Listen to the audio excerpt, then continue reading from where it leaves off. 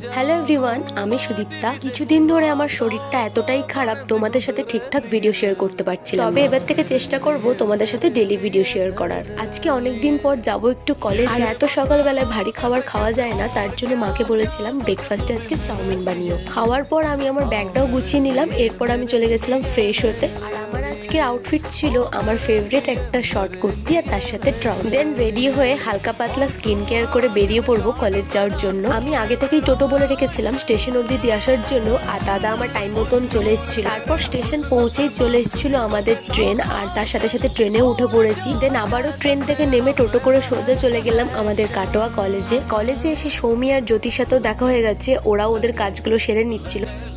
আমিও বসে বসে ওয়েটই করছিলাম, আর ঠিক তখনই আমাকেও ডাকা হলো, তাই চলে গেলাম উপরে।